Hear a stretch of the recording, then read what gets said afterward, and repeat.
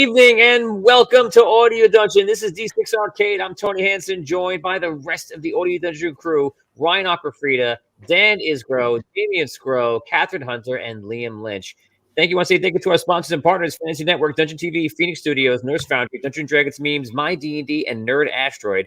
And thank you to our staff: Nick Simone, Percival Fairweather, Todd Heaney, Lee House, and Liam Lynch. Guys, today is D6 Arcade, 8:30 p.m. Eastern Standard Time. Not really, 8:41.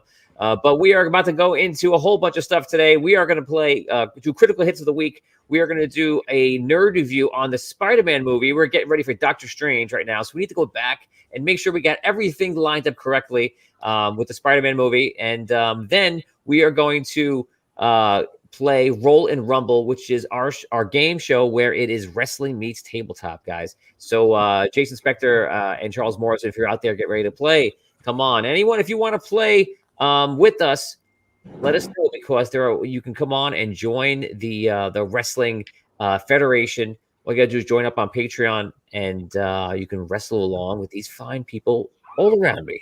So that's a lot of fun, guys. Hope you're doing well. How's everybody's weekend? Very good. All right, not too bad. Good, pretty good. It's okay. It's okay. Oh, you didn't want to talk about it? Short, as always. I was sick, man. I was real sick. Oh man, I haven't been sick in years. Just had a sick weekend. What was it? Cold? Bummer. No, it was bad. I was out for the count. Cat had to cover me at work and everything. Oh no. Cat worked all weekend. I watched Beethoven's Second this weekend. That's the best one. It was good. Beethoven's Second was good. I enjoyed it. We're doing another review on Beethoven's Second tonight, right? Yeah. Good. I'm well prepared. We watched the whole thing. Charles Grodin, very good. Yeah, good can't wait to do that one. Okay, guys, let's get ready for our first segment here. It is called Critical Hits of the Week. Yeah! Welcome, guys, to Critical Hits of the Week. I'm Tony Hansen. This is the Audio Dungeon crew, and today we're going to figure out what is the best memes and TikToks of our time, guys. This week, there's a lot floating around, but we picked out a few of what we thought might be the very best, and we're going to check them out, and we hope that you guys will let us know what you think as well. So let's go on to the first meme today. Let's check it out and see what we got. I feel it's my duty to inform you that in exactly 5 seconds, it will officially become opposite day. Objection! Hey, Mr. Loyerstein, I will not allow that mental trickery in my court. I would like the jury to know that it is not, in fact, opposite day. That's not right, Your Honor. Loyerstein, you tell these people that it's not opposite day. It's not opposite day. Thank you. You're not welcome, Your Honor. Hey! Ladies and gentlemen of the jury, it is not opposite day. Whatever verdict you come back with will be literally interpreted as the verdict. Did you guys not get that? Hey, I will hold... I was enjoying the clip just for what it is. Yeah, that was good. I keep forgetting about that show, and I feel like I have to watch it because I've never watched it. I never watched it. Yeah, that was funny. I was paying so much attention to the clip that I only read it at the very end. So let's talk about debating with your dungeon master, guys. What is that like? Sometimes it's more subjective than I would like it to be. Like I'm always like, I have the rule here. No, the rule states this, and it's like, yeah. Well, I mean, you're dealing with the arbitrator. Yeah, the arbitrator should only be done in careful moderation, like many other things. Yes. Don't debate with the DM too much. If you do it too much, you're gonna be in trouble. You're not gonna have fun. I don't agree with that. I feel like Phil can come onto the show and he can speak with Tony on any rule, and Tony would be like, "Okay, Phil, that's true." All right. Wow. Get out of here! You keep saying that. You say that you think I give Phil everything. I do. I feel like Phil can come on and just like. I feel like his manner of like defending his viewpoint is very much in sync with like what it takes to get Tony to let something go. I think so. You gotta remember this is a great conversation, right? So it's a balance between I have to be open to accept that if you make a reason where I can't say no against it, then I have to go forward. That's how I treat it. But a lot of times on the show when you guys play, you guys just kind of go through and you let the DM guide you and you don't resist. But if you're playing with like even I don't know who's with us today, like Derek and like Oni and all of them, the way they play, they will try to break systems. They'll try to do things that sometimes you don't normally do and go off the path. And Phil lives his life completely off the path. So he tries to go forward, and therefore I have to reward. I feel like you guys don't try that, and therefore you see someone asking for it, and you're like he's always giving it to him, but you don't ask for those things, and you need to push. I don't know. I would argue that too. Life advice. No patrols on Wednesday, Dan. Give it a try. All right, let's see what happens. Yeah. See what happens Oh, the next time there's a rule. And I feel like I can make It doesn't have to be a rule. It could be a rule. It doesn't have to be. You wanted two things of soup the other day. I said yes. Soup. That's Two. true. You got it. 2 helpings of soup the other Well, day. I think that's because of my role playing that I convinced the innkeeper to give me 2 bowls of soup.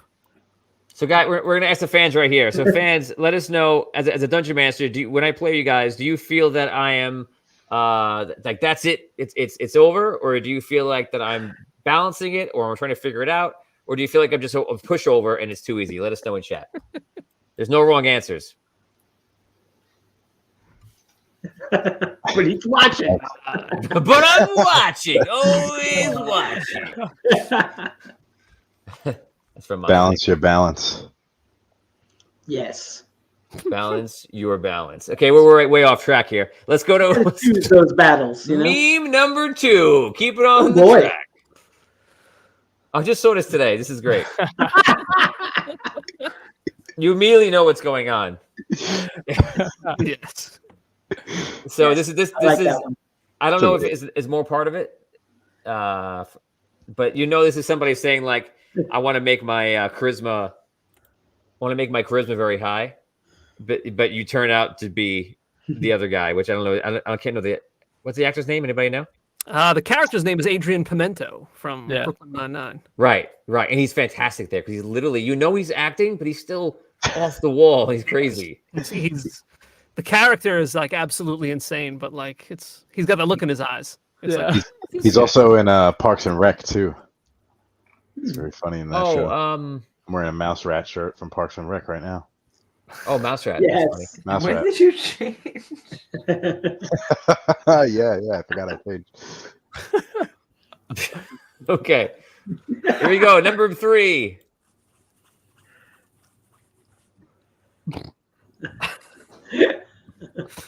I love my friend. When Shoe Sight bursts your wild shape. That was funny. It was funny. That was good. It was a super D&D. That's another show I have not watched. Anybody watch that? what is that? Wilfred? Some of it was That's a pretty good good. show. Is True it? Sight? Wilfred. Yeah, True Sight. Did you watch True Sight? Welcome to the show, Ryan. If anyone had real True Sight, they'd turn off the show right now. Ah, Aw. no, they went. It's so fun. You're right. It's out. Damien's our hype man. No, Tony. Let's go to meme number 4. When everyone who played D&D in 1979 was shamed for being a nerd. Gary Gygax, I guess you guys aren't ready for that yet. But your kids are going to love it.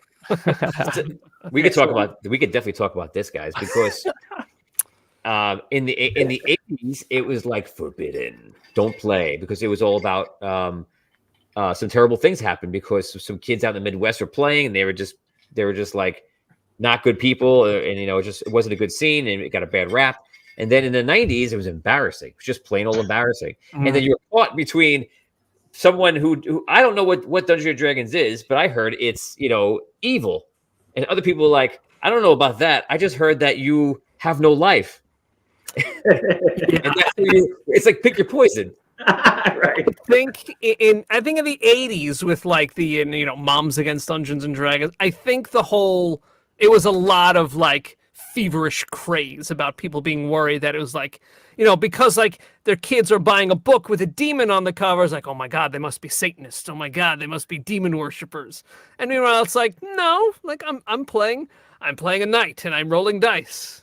Hey, look at me. Like now that we know what to say, it's like you look at it objectively and it's completely harmless. But I agree that in the 90s, like I feel like when I was growing up, it was mainly like, the epitome of being a huge nerd was playing Dungeons and Dragons. That was it. And it still was leading up to White and Nerdy, where it's like literally this is the epitome. He's rolling his D20.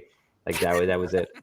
And now it's like, our friend Lou, his son is in like a Dungeons and Dragons club, and it's just cool. Yeah, that's cool. Mm-hmm. That's what it's like. Oh, you do that? That's cool. I don't hear about that. And I'm like, no. Why wasn't it like yes, good for you, but why wasn't it like that when I was young? I could have been cool. I could have been cool. Can I tell you guys? The nerd culture became cool. Yeah. Over this time, with the, I don't know, all the internet and stuff. The nerds have the cool imagination to make all the cool things. It's true. Being nerdy used to be really not cool, and now it's a little cooler. I think once Marvel came out, it changed everything. It took something that was really nerdy and made it kind of a lot cooler. Maybe it wasn't the whole thing, but maybe it helped a lot. Yeah. I think Marvel definitely, it like progressed in leaps and bounds. But I feel like, I don't know. I feel like at the turn of the century, like the tide started to turn a little bit. Like that's when comic book movies with X-Men started to become really popular. And like that's when like the prequels were coming out, and all of a sudden like all this stuff that was all considered all like niche nerd culture, now it's like, hey, it's out there, it's in the mainstream. Yeah, I wonder, everybody. You know what it is? I guess you're right, because it's the turn of the century. Things started coming out. There were deep nerd stuff like Star Wars coming to the forefront, Lord of the Rings, and then people were getting used to saying, "Oh, I don't know anything about that," and you started feeling like you were on the outside, and how somehow this is on the inside. And then Dungeons and Dragons is like, "Well, I'm gaining in popularity," it's coming up. And it kind of flipped it a little bit, where people were like, "Oh, it's cool to play Dungeons and Dragons. That's cool. You play." Such a different time. Yeah. Do you guys know my story for when I was in grade school? Yes, I know it. I do not. It's a good story. I was in 7th grade, and the teacher goes, she's trying to make a point. I don't know. I can't remember what the point was, but she just points out somebody at random. She goes, "Mr. Hansen." And she goes, "What language do we speak?" And she obviously, I know the answer. She's trying to make a point about something else. And so I think she had me stand up too. I had to stand up. She goes, "Mr. Hansen," I had to stand up. And she goes, "What language do we speak?" And I go, "Common." And I turn red. Because like the one thing I don't want to reveal or say or anything. It's like to me, it was like screaming, "I play D&D." And when I said "common," I was like so embarrassed, and I just sat down. But she didn't react. But inside, I'm red and embarrassed. And Joe Perry is sitting over like that. I remember he's sitting there like this, and he's like, it's like, "What are you doing?" I'm like, "You're ruining it for us all, man." Oh man, I was so embarrassed, and I realized, and then like it might have taken me like 10-15 seconds of sheer horror where I go, "Oh, no one knows what that means." Right. You thought you were outed, and probably everybody didn't even know like what the reference was. They didn't. No one knew. Thank God. They were just like, "What's he saying?" Yeah, it was like common, like the common tongue. Yeah, exactly. Common tongue. We have some answers coming in from before about my DMing. Here we go. Am I vindicated or am I down in flames? We're gonna find out right now. Okay. So here's the first one. You tried to be a rules order. That never goes well. Thank you, Jason. Remember, Tony is the god of AD. He's found his rules finally. Yes, step in line, Joshua. Balance your balance, as before. Very, very balanced. You give us enough rope to hang ourselves. Yes, see, that's a very true statement. Yeah, that's true. That's a very true statement. Well said. Yeah, exactly. What do you say here? Hey, he's saying 3 chances to live. Yeah, Josh almost died. I gave him every chance to live. I do that a lot too. I don't want people to die, and I try to do it both ways. I said this the other day to Ryan. I think I said I always want people to go to the brink of death, then don't die. Like, that's like a perfect DM session for me. So it means I challenged you to the point where it was up in the air and you could have died. Catherine's died in the quest before, right, Catherine? Yes. The last time we played, I think. Yep. In camping, right? Yes. There was one time camping, I challenged the rule, and then you just killed me. Like, no, What? You die. I think that's how I did it, right? Yeah. You were trying to force us to touch the obsidian to send us to hell. Remember that? Okay. And then okay. yeah, it was like a plot. Like you were trying to like force the plot, so we would all end up in hell. I forget who it was. After we attacked some inn and we lost, and the guy came in and was like, "Now you have to touch this."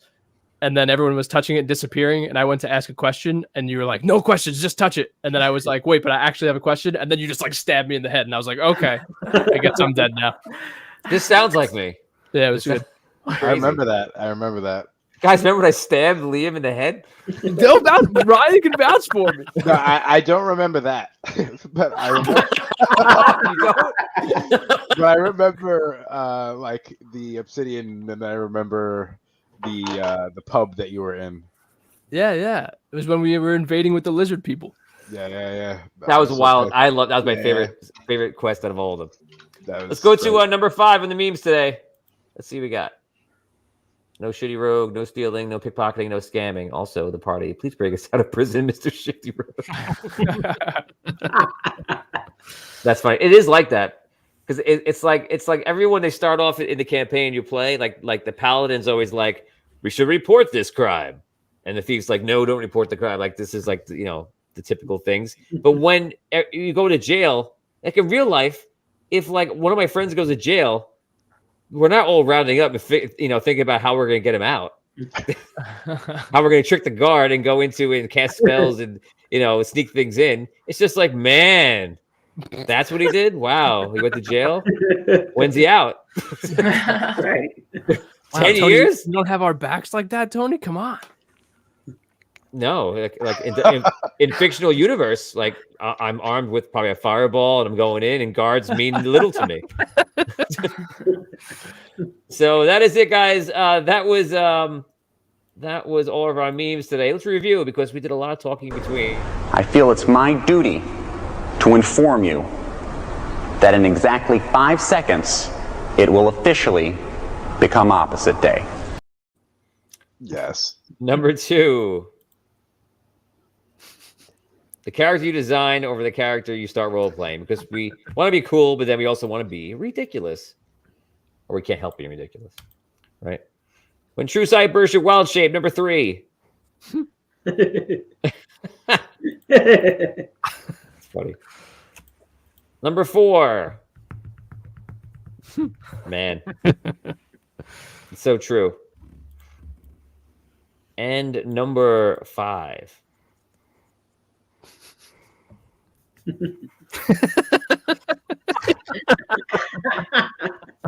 Okay, guys, let's vote. Everyone vote home. 1, 2, 3, 4, or 5. Make your vote right now. Let's go around the room and let's see where everybody votes. I will get my paper out and we're going to see what it is. Ryan, what's your vote? Number 1. Number 1, the lawyer one. Dan? I'll say number 4 because my love of Back to the Future and finally having D&D and nerdy things be cool. Gotcha. Damien? That's a tough choice between 4 and 2. I'm going to have to go with 2, though, because I know the feeling. I'm going to make this really cool character. And then it's me playing that character. Then it's me. Catherine? I agree. Number 2. Number 2. And Liam? I'm going to go number 5. Number 5. What movie was that from also? Anybody know? I don't know.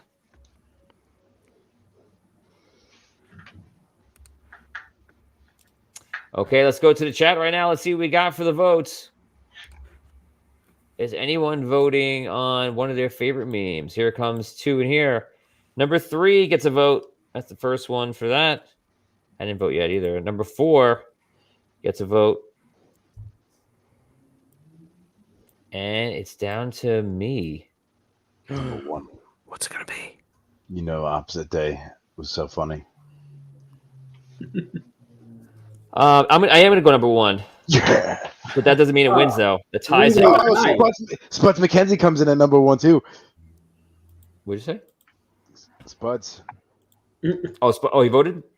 voted for number 1. Oh, there he goes, and that's it. That's number 1. Let's go. Here it is, guys. Your winner for favorite meme of this week. Here it is. I feel it's my duty to inform you that in exactly 5 seconds, it will officially become opposite day. Objection! Hey, Mr. Loyerstein, I will not allow that mental trickery in my court. I would like the jury to know that it is not, in fact, opposite day. That's not right, Your Honor. Loyerstein, you tell these people that it's not opposite day. It's not opposite day. Thank you.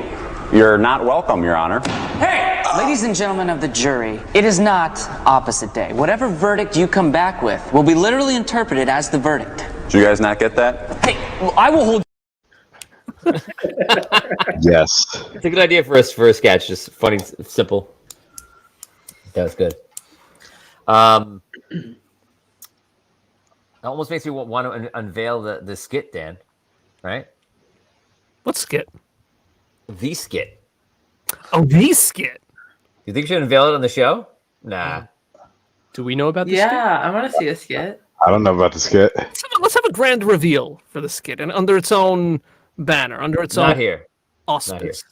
Yes. Well, its own banner is going to be I just release it. I want to Tonight. see a skit. What is the skit? Is the skit made already? It's made, edited, done. It's Audio Dungeon's first skit. Just like fun. We had a little fun. We did put something together, and we kind of want to do more. So it stars Rob and Dan, and it's a lot of fun. This is a great skit. Yeah, or actually, you saw it. I saw it. Let's go. When did you see it? I saw it recently. I Saw it saw on my it. phone. Wait, Yeah, I was at Tony's house last night. I think you were there when we filmed it. I was there when we filmed the skit. That's what I'm trying to think. Why was I not involved in the skit? Do I know the skit? Oh, wait, You did will you all just 100% mention? be involved in all skits going forward. This is like the first one to like do skits. Did you just mention the skit to me the other day? Yes. You know the skit, Liam. We I got to can't get right. remember. Kat, text me the skit so I know. Honestly, it was great. It was so fun. At the end of this episode, I'll show you all the skit, and then you'll all see it on Tabletop Everything tomorrow. Yes. Right. So that'll be it. Very nice. How's that for Ultimate Tease? We just talked about something we're absolutely not going to do right now on the show. Sorry, guys. So, guys, let's get ready for our next segment today. This is going to be a fun review. This is Nerd Review. And we're going to review the brand new Spider-Man movie that came out 2 days ago. It is called Spider-Man Home on the Range. Guys, let's do it.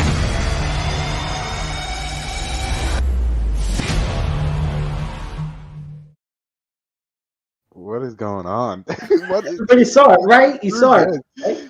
Welcome to the review, guys. We are doing Spider-Man Home on the Range, guys. We saw this. It's three spoiler. It's in 5, 4, 3, 2, 1. Spider-Man dies. How does this happen? Let's start off with Dan. You go first, and we'll head on top. Go on over. Unbelievable. Craven the Hunter came out. I wasn't expecting to see him at all. Do you like Home on the Range is like the weirdest title for a movie? Like, what did you expect going into it? I don't know. I was expecting like stampedes. I was expecting maybe somehow he winds up out on the Midwest plains or something like that. I mean, what's in the movie was totally not what I was expecting. It was incredible. Ryan. I saw the other one. This is crap. We need the other one. The last one? The new Tom Holland movie. The new Tom Holland movie, Yeah. yes. Yeah, it wasn't called Home on the Range, though. What is that? Home on the Range is the new one. Spider-Man is You're out talking now. about- You have Doctor Strange out in May. I've been duped. Wait, are you talking about the one from like This 2 is months ago? intentional. Yeah, 2 months. Yeah, I guess so. I guess 2 months ago. Damien, Home on the Oh, my Range. God. What do you think? Oh man, it was a tour de force. I was just shocked by the cameos and Yes. oh man, Yes. it was How so, did they get so much fun. Wolverine in? Oh my god, that was crazy. Yeah. Catherine? Yeah, I thought again every time it's just like the explosions and the graphics they just really get me. This is 'Cause, like, I bullcrap. feel, no. What- crap. There's nothing.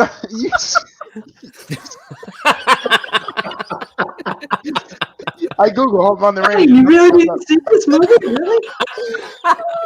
But he Googled Spider-Man Home on the Range. Yeah, nothing comes That up. was April Fool's, guys. April Fool's joke for Ryan.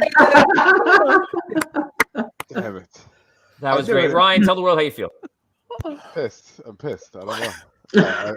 I actually saw this one movie and I thought I missed it. I actually saw the new Spider-Man with Tom Holland 3 times.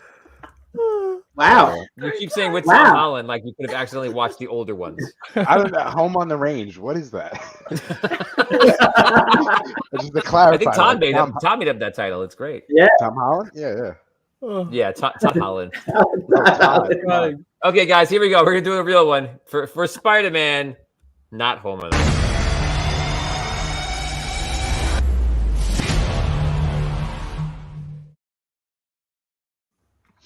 Welcome back, guys. This is the Nerd Review. I'm Tony Hansen, joined by the rest of the Audio Dungeon crew, and today we're going over Spider-Man.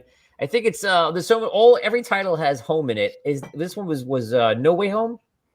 Yeah, No Way, right? I always fear I'm saying the wrong one. So it's No Way Home, Home in the Range. Who can get them all worked out? So guys, we're going to talk about it.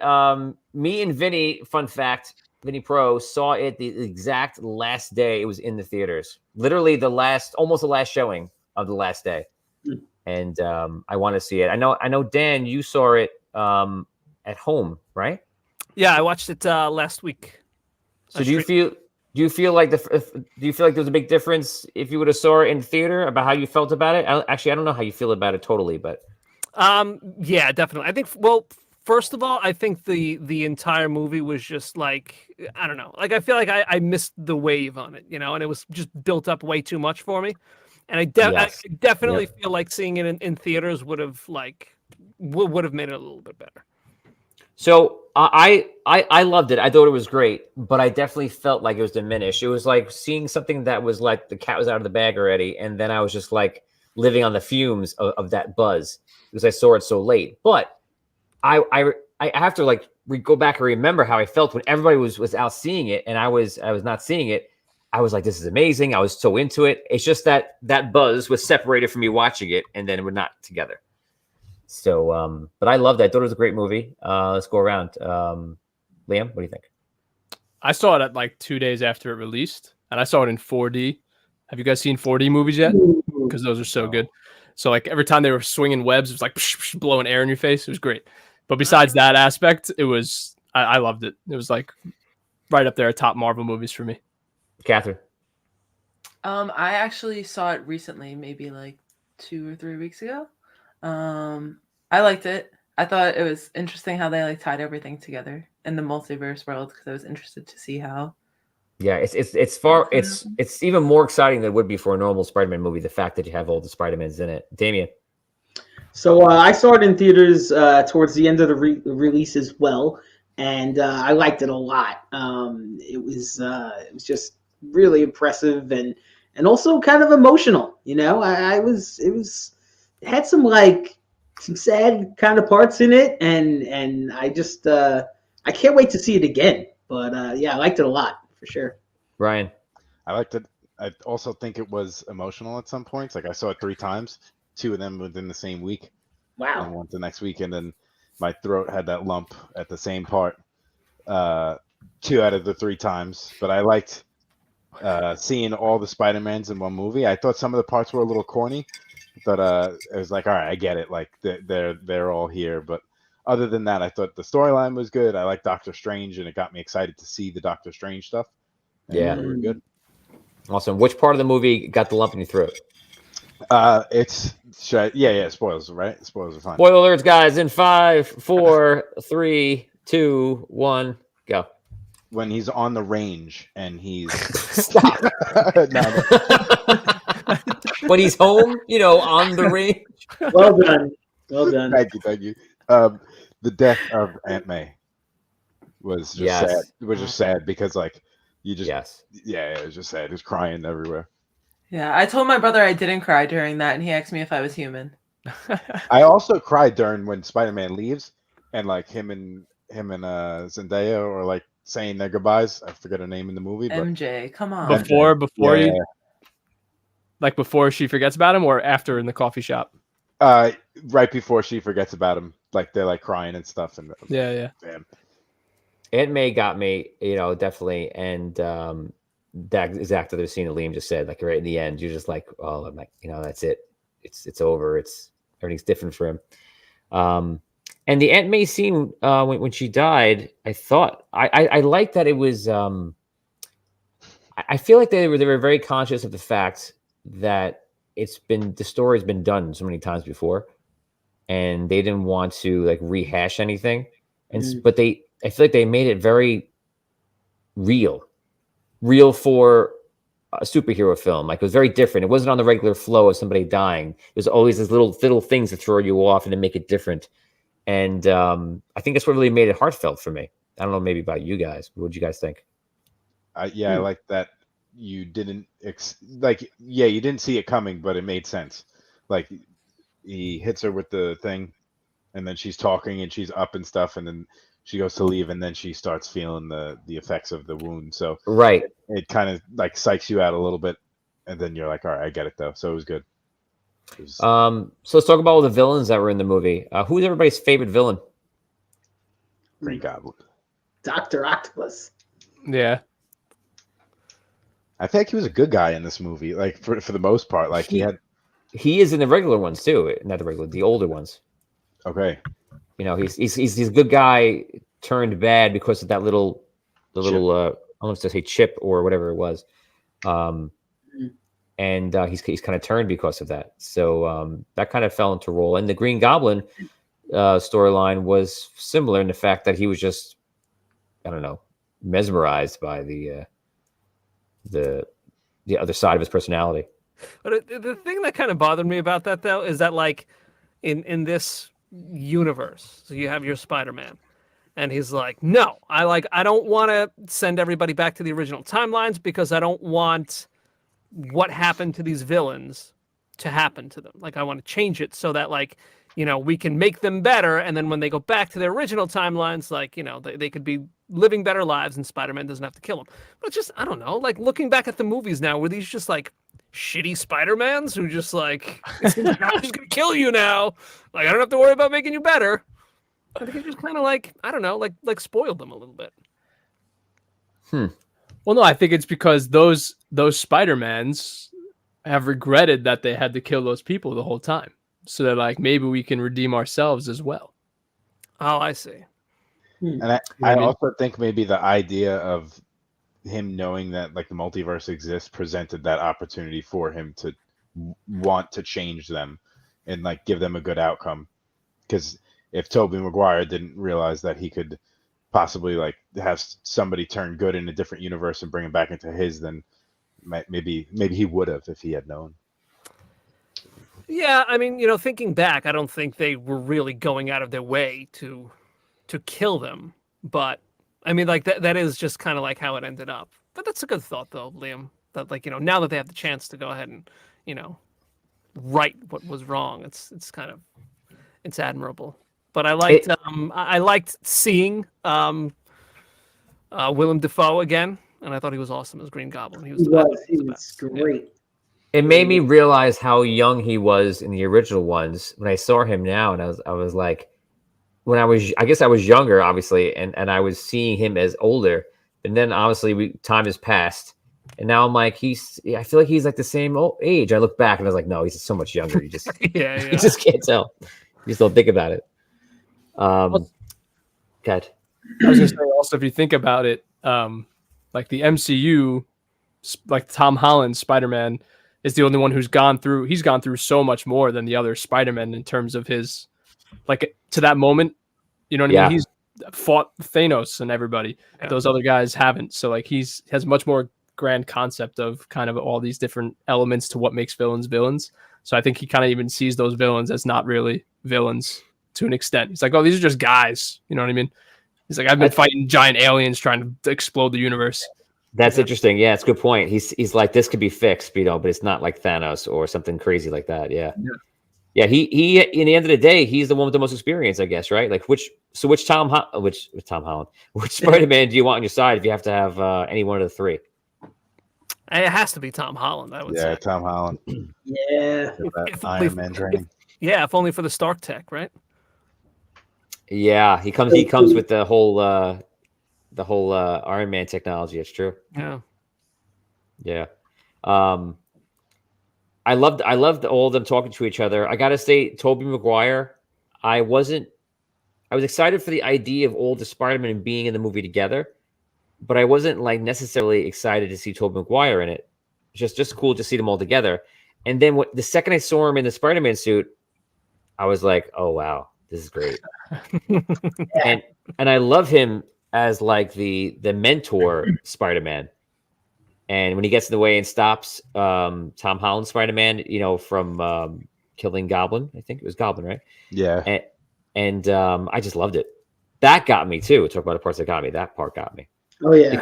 It's just the way he was doing it. He's holding it up, and he's just like, he's not changing his facial expression. He's like, kind of like saying, "It's okay. Listen, I'm stopping you. It's all right. Come on down."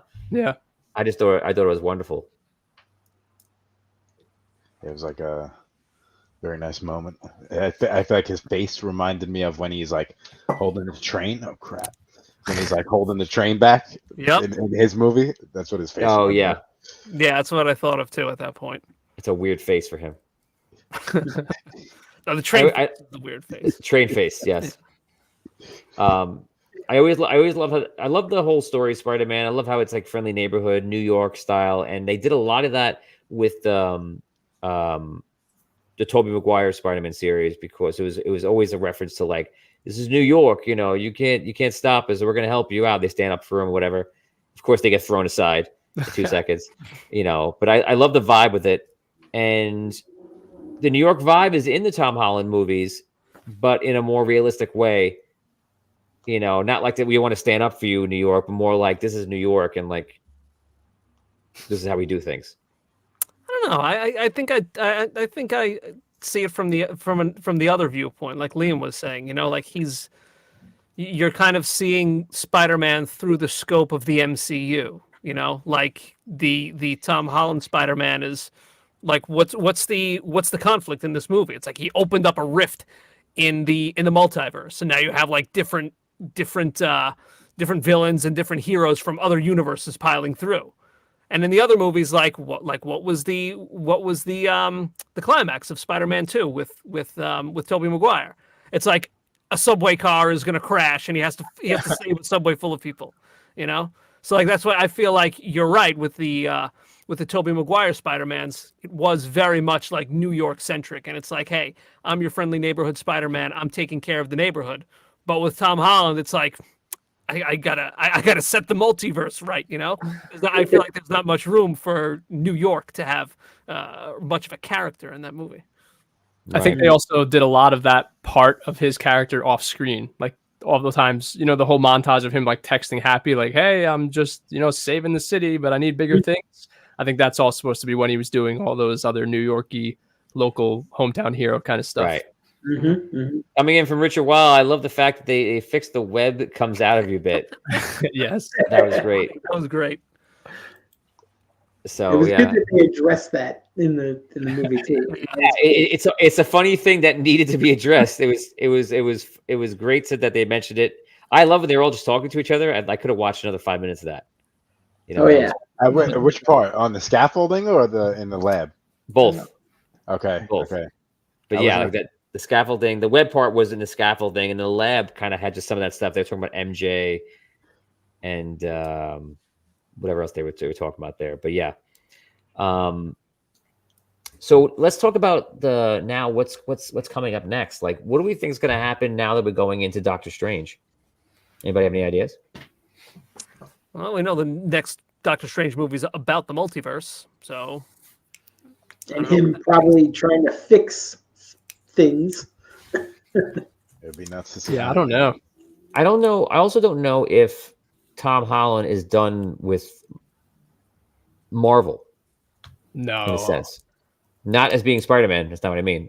What I mean is done with Marvel. As in like everything he does might be in the like Sony universe. Somebody was saying something like that, and then it kind of made me think that, oh wow, he may have finished his run of movies. And I don't know. It's possible that now they close it off and put him in his own bubble and continue the franchise forward with him and those villains or whichever ones they want to fight again, or maybe with the other Spider-Man, or I don't know, or do they bring everything into the Marvel bubble? Yeah, I think it's going the other way. I saw it as they've been tailoring Spider-Man to take over like the Iron Man role of like carrying each movie. Like I was picturing him making an appearance in a lot of movies going forward, like Tony Stark was doing. Oh, I never thought that. I think he's a big player in it, but like the leadership role, I think he's too young because that's like against his role in the Avengers team, kind of. I mean, who they're leading on right now as a leader because I think you know what? It's interesting. Captain America is gone, and Iron Man is gone, and they probably did that on. What's the matter? But Captain America's not gone. There is a Captain America now. Well, no. What I mean is the first Captain America. I think what I'm going to say is I think they wanted to take out the two actors that they purposely didn't want anyone to be in charge to centralize everything. They wanted to leave it open so that almost like you feel no focus going in one direction. And therefore, it's okay to watch any story in the Marvel universe that pops up in all different directions. Like they're enjoying the multiverse. They're enjoying this on this, and this character from here, because we were able to get rid of the main plot line for a little bit. Of course, it'll start coming back together, and that pacing will get back on track probably for Galactics, whoever we're going to fight in the future. But they took out Iron Man, they took out the first Captain America, and then they leave everybody in this other like sphere of I don't want to say secondary characters, but without this like sphere of leadership or importance. So I wonder if that was intentional. I think it would be. And they want to just allow them to tell them, different stories. Because we're also in a different time where like, I feel like Marvel thinks that they can't tell the same story they would be able to tell 12 years ago. Like there's more pressure on making a movie at a higher quality. And I think Marvel has been constantly anticipating that, Michael Feige and Kevin Feige, sorry, and realizing that this just can't be this anymore and needs to be this, and so it goes something crazier, and the multiverse needs to be on top of it, things that we have not done before, So I think that they're always trying to make sure they're on par with the hype level, because playing Spider-Man up at all different Spider-Mans was exactly what we needed. Because if it was just another Spider-Man movie, think about it, you would have been like, yeah, it was pretty good, it was okay, Spider-Man is good. Not what they want to do. They want you to be excited at every level. And they're doing that. So I think Marvel is forced to do more things, bigger things, more wild things, which is why we're in the multiverse. And I think to start all that off, you have to take away Iron Man and take away Captain America, let it breathe, let it go out all directions. And then maybe you could bring it back in the multiverse because of whatever. But like now we're in this anything goes phase. Yeah. I forget. You guys haven't seen the end of What If and Loki, have you? I haven't. Loki, I have. Yeah, Loki. I've seen the end of Loki. I just watched the third episode of What If today, so I still got that to go through. Because the very end of What If, like, ties much more into like the MCU stuff than like the rest of the series. Because a lot of them are one-offs, but the last two episodes like bridge heavily into the MCU and like the Spider-Man movie and what will be the new Doctor Strange. So. Like, I definitely recommend checking those out because they've been like shattering everything. Because I don't even know which angle they're going to pull from to get this Doctor Strange movie to focus on, because they've got like areas spinning all around. It's like chaos right now in terms of their timeline and stuff. Do they mention anything in What Ifs about X-Men? I was wondering that. I forget if they do or not. I was looking at the titles of the episodes today. I didn't see anything about. Yeah, I don't think they pull on X-Men yet. I don't know if they have those rights locked in yet. And that's another example of like knowing what they need, because it's almost like they're very extremely keyed in. It feels like they've always been that way, keyed into what is cool now, what's exciting now in the next part of the story, and what can we get away with. And then now we have to up our game, so we're going to do that. And they know they have X-Men sitting in the back of their pocket. And they're like, okay, we need to play this card. Let's get ready to play it up. And you think about it, I'm excited for that. You're keeping my excitement level because that's great. But if you just said they're rebooting the X-Men series, I'd be like, okay, maybe I'll go see it. But that's not what they want. Yeah. I want to see X-Men integrate with everybody else. Yeah, like now I'm seeing Patrick Stewart in Doctor Strange, and I'm like losing my mind. Literally, I'm losing my mind. But if it was just like him in another movie, I'd be like, okay, I'd be excited, but not like this level of excitement, just because it's that. Yeah. Simple things done in a different way, just somehow make it work. Yeah, I mean, I agree with you. Like when you remove Steve, you remove Tony Stark, and now like after Endgame, like there's pretty much no more Avengers. So you do have that feeling that like everyone kind of can like their own personal stories can unfold. Like what do we got? Like we got Falcon and the Winter Soldier, we got WandaVision, we got Hawkeye, we had this No Way Home story.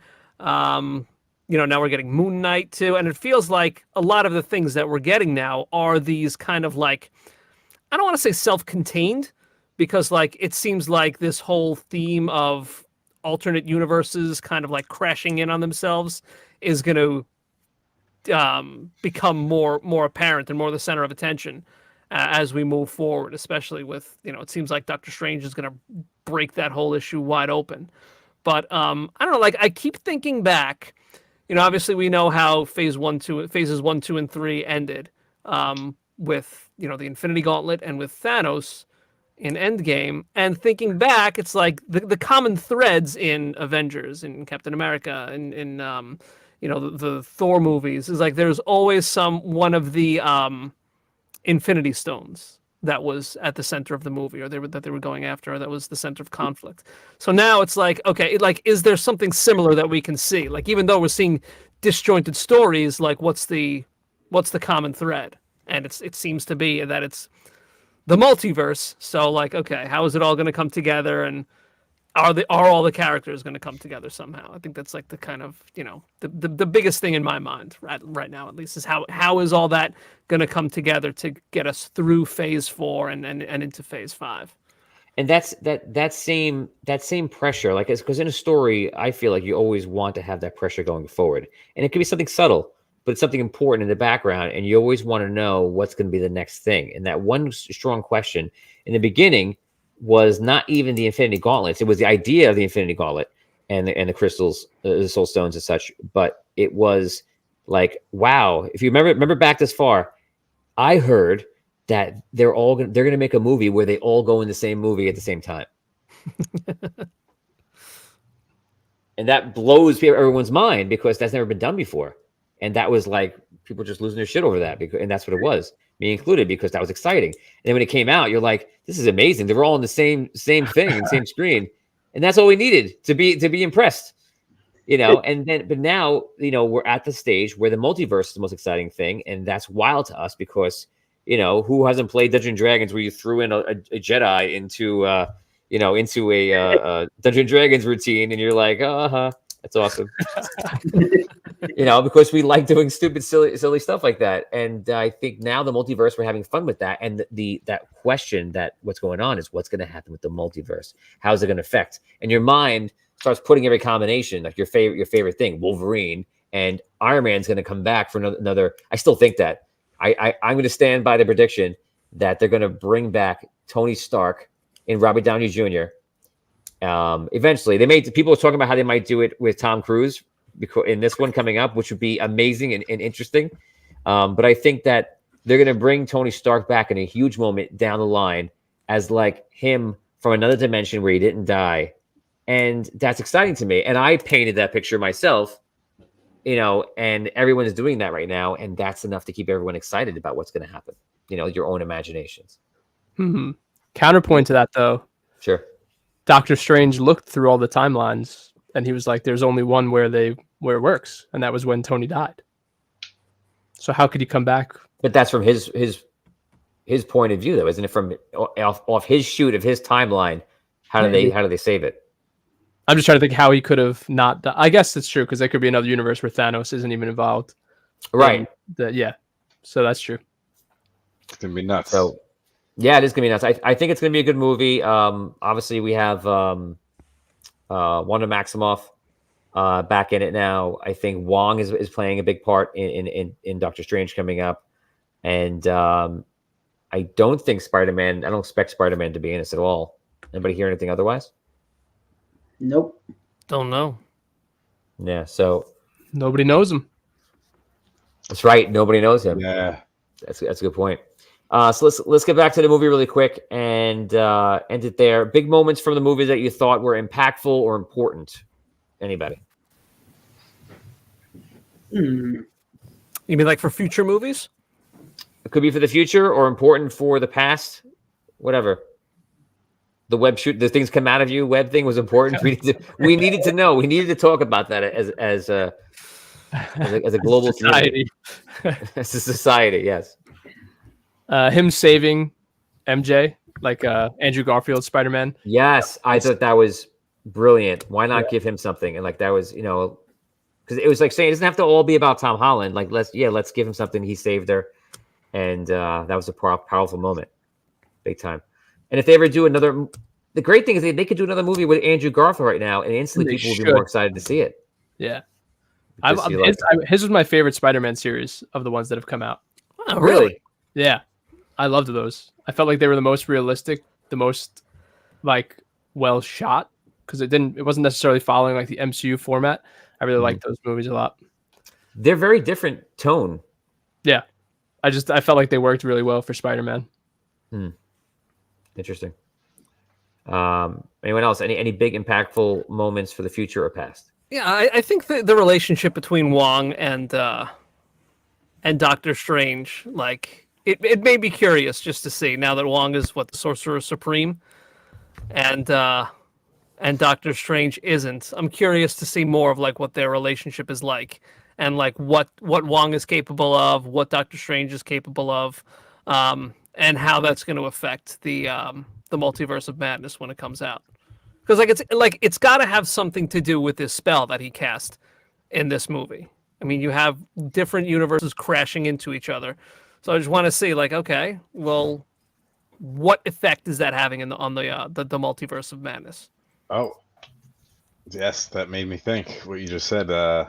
It's I guess it's not really involving with the multiverse, but at the end of the movie, the end credit with I think Venom leaving his little thing. If Vinny Pro is here, we'd be talking about that right away.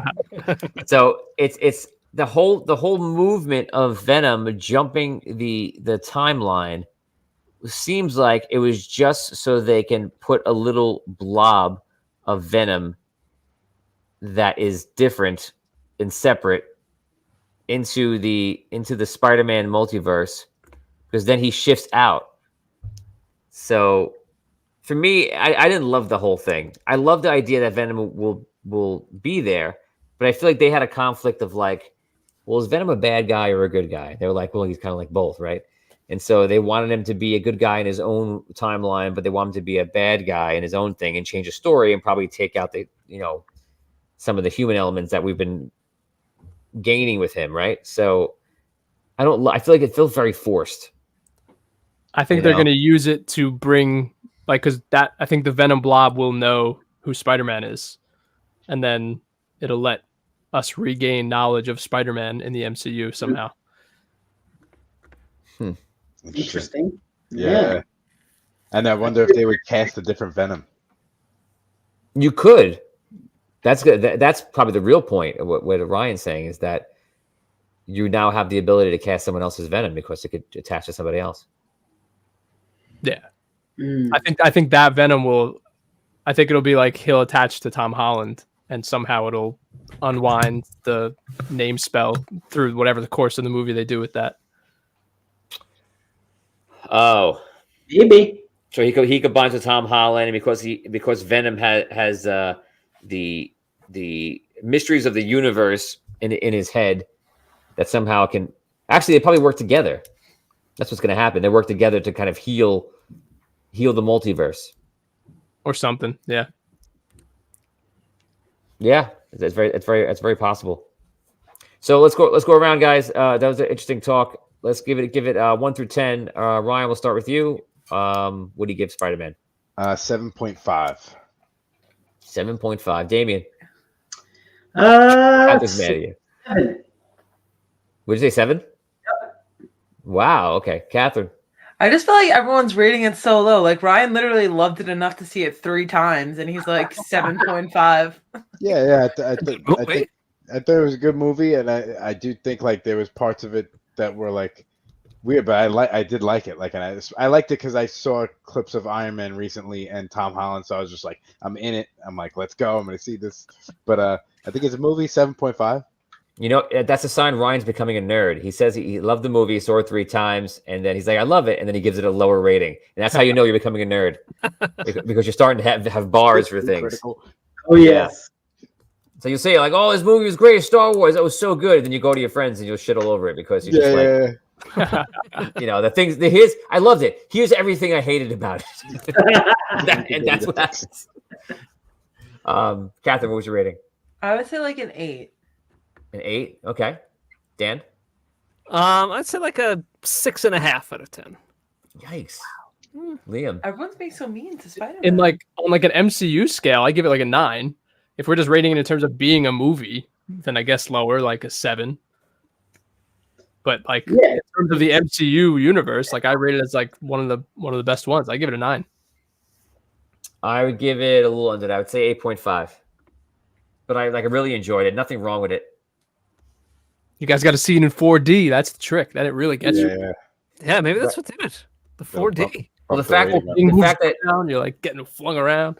Liam saw it in the beginning. That's true too. And he saw it in theaters for those who didn't see it in theaters. And you saw it when the hype was real, and not when the hype was old. Yeah. And I think that kind of thing is everything. I always believe that it's way more fun to like watch things along with the rest of the world because you're in on the memes, you're in on the jokes. People are stopping at the water cooler to talk about what happened this week. Game of Thrones, or Lost. Dan, like me and Dan watched Lost back in the day. And it's definitely fun to be involved. But yeah, so I give it 8.5 myself. Guys, if you haven't seen Spider-Man, then you shouldn't be watching this. And you should go watch it because it's pretty good.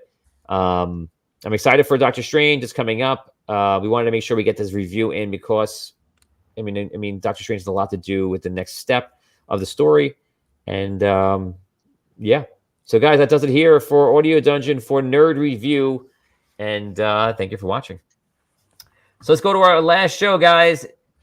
We're going to get out all that frustration that we built out and built up from that nerd review about Spider-Man, all the frustrations about the Marvel movies, what's happening. And we're going to allow it to get out in wrestling form. So everyone put your wrestling faces on.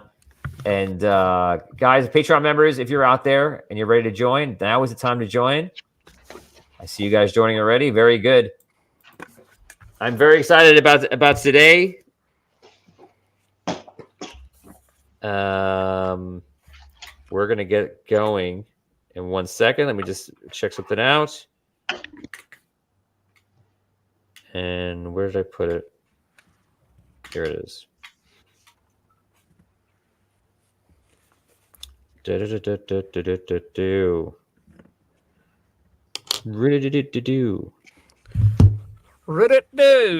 what I was doing. Andy from The Office. You are on. There, Ryan. You did it yourself. You're on. Yeah, I am on. What? Ryan, are you good? Can I go? I'm preparing. Yes. Okay, I thought so. I think Ryan's just deceiving us right now. What are you preparing? Okay. Let's go. Just go. Okay, I'm taking you guys out. Here we go. Let's get ready to go.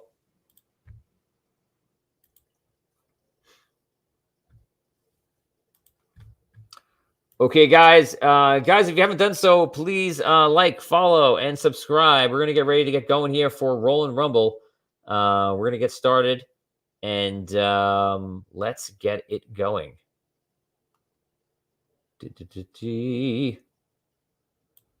Okay, guys, without further ado, here it comes. Wrestling meets tabletop in what we call Roll and Rumble. Ladies and gentlemen, it is time to fight. It's Audio Dungeon Wrestling. It's Roll and Rumble.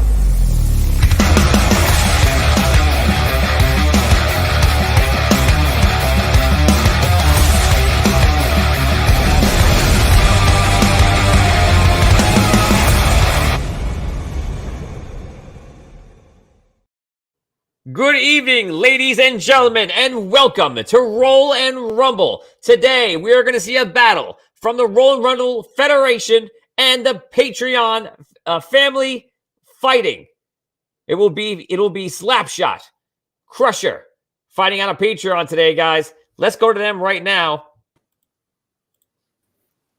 Slapshot and Crusher, tell us what's new. Last week we had a very exciting week. Crusher, you didn't quite make it to the end, and Slapshot, we had a lot of we had a very big mishaps happen in your match with Hedge Delta.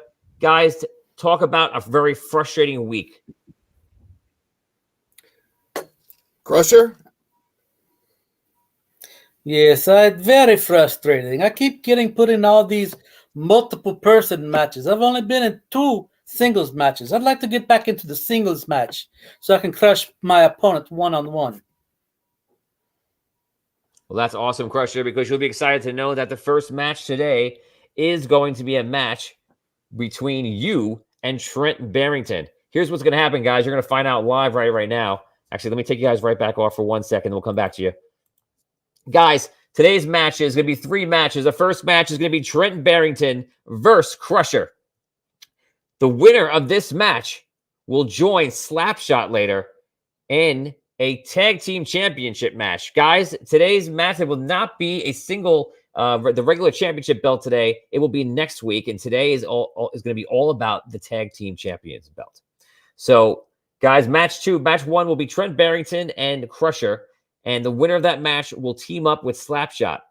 Match 2 is going to be Hedge Delta and Soulless versus Grandmaster and Quack Scientist. That is a championship match. And then the match 3 will be Slapshot and the winner of the first match versus the winners of the second match. And by the end of the day, we will have a new tag team champion. So, guys, I'm very excited today. Let's go over to Slapshot. Slapshot, talk about what happened last week. We know we had an interesting moment between you and Hedge Delta, ruined by Soulless. How you feeling about that? Well, you say it was a frustrating week. Not frustrating for me, as I still have the belt on my shoulder. But I am hoping, Commissioner, not that I'm trying to tell you how to do your job, but next week, when I'm defending this belt against Hedge Delta in what is destined to be a really great one-on-one match, I have a lot of respect for Hedge Delta. I hope there will be something in the cards that will prevent the interference of a certain pinless, gutless wonder from interfering in that match. We're definitely looking into it. Last week, we had, for those of you that don't know, that weren't following, we had Soulless who entered the ring illegally and caused obviously a disruption that forced us to shut down that championship match. And we are looking for new ways and how to deal with this and stop it from happening again in the future, of course. So, Slapshot, you're going to be watching this match unfold between Crusher and Trent Barrington. Obviously, the winner will join you, and it's possible that you could end this day with 2 championship belts on your shoulders. How do you feel about that? Spare shoulder ready for another piece of hardware. It's there's more than one trophy in the hockey league. There's the big Stanley Cup, but there are a lot of others that go around. I'll be happy to tag team up with either Trent Barrington or Crusher. I know Crusher is a dirty player after my own heart, and I think we'd make a great team, but so would Trent Barrington and I, and I'll be happy to walk out of here with another belt on my shoulder. Awesome. Let's go over to Crusher. Crusher. So you'll be facing Trent Barrington today, and the winner will go on to join Slapshot in the finals today. Is that going to be you? We will see. He beat me last time, but just barely. He limped out of the ring. I can tell you that. But he will not do that this time. He will be flat on his back again. Okay, let's go over to Trent Barrington himself. Trent, so you'll be battling in that first match versus Crusher. Crusher feels very confident. You as well? Oh, yeah. I'm ready to take Crusher on. I beat him last time. It's going to happen again. No problem. The Grizzly is ready, and he's going to maul today. We're going to go in. It's going to be awesome. We're going to maul. We're going to maul the Crusher. Grandmaster, a lot is happening today. I know that you and Quack Scientist are getting ready behind the scenes. You have a big match ahead of you. You are the current champions. Are you going to defend your championship versus Hedge Delta and Soulless? We've seen them have a lot of wins in the tag team arena. Can you guys keep them at bay and continue winning? You know, Commissioner, we are unstoppable in the tag team game. Our strategies have gone undefeated since we began our long reign long ago. You know, the only thing I'm worried about, though, Commissioner, is last week I saw a lot of shenanigans in the ring that you seem to be a part of. So if something funny happens tonight with, you know, this Hedge Delta and these Soulless, I'm going to be investigating the Commissioner because it's been a little suspicious, I must say. Well, as you know, we don't take any part or anything like that, and we more eyes on the problem is always a good thing. So we appreciate it. Let's go on over to your teammate. There she is, Quack Scientist. Quack Scientist Grandmaster is ready. He's anxious. There might be more mishaps today. Obviously, we're trying to do everything we can to stop that. How are you feeling about your match coming up? I'm feeling excited about the match coming up. My eyes are also on the mishaps, so I will be looking extra closely to make sure there's no funny business going down on the management end there, because we will keep the belts that we deserve. Okay. Let's go over to Hedge Delta. Hedge, welcome back to the program. Hedge, there's a lot of talk right now. You know, you were involved in the match. People are saying that you might have been involved. They're even now blaming me, saying that I might be involved. And but basically what happened is Soulless did something he shouldn't have done. So you have that match in the future, and you also have your tag team match today. I mean, where you at with all this? You know, I heard one thing and one thing only from all of my opponents here in Roll and Rumble. And Commish, you put it so well just a few minutes ago. Everyone is frustrated after last week. I'll tell you who's not frustrated. It's Hedge Delta, because I'm sitting pretty as the #1 contender for the Rollin' Rumble World Heavyweight Championship. And me and Soulless, we're still the #1 contenders for the tag team titles. I won the Rollin' Royal Rumble. Hey, I ain't got nothing to be frustrated about right now. And let me tell you something else. Slapshot, you showed your hand to the entire world last week when you bragged about holding on to the World Heavyweight Championship on a disqualification. I've got your number. And I'm going to make a huge addition to my portfolio, not once, but twice, when I win gold for the World Heavyweight Championship and the Tag Team Championship. I've got Soulless on my side, and I'm taking both titles. And it begins tonight. Strong words from Hedge Delta. Let's go on over to Soulless himself. Soulless, you are at the center of controversy. Everyone is questioning the very fabric of the Audio Dungeon Federation. And what do you have to say? What happened last week? Do you have anything to say to yourself? Is there an apology for what happened in the championship match last week? Where are you at with this? I apologize to absolutely no one. Slapshot sucks, and I'm going to make sure every week that he feels the effects of sucking so bad in a federation.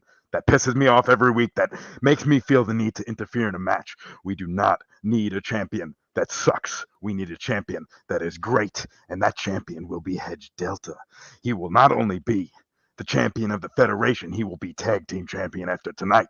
You know, after teaming with Hedge Delta, my bank account balance has never been so high before in my life. He's made me a lot of money. I cannot sing his praises high enough, I'm telling you.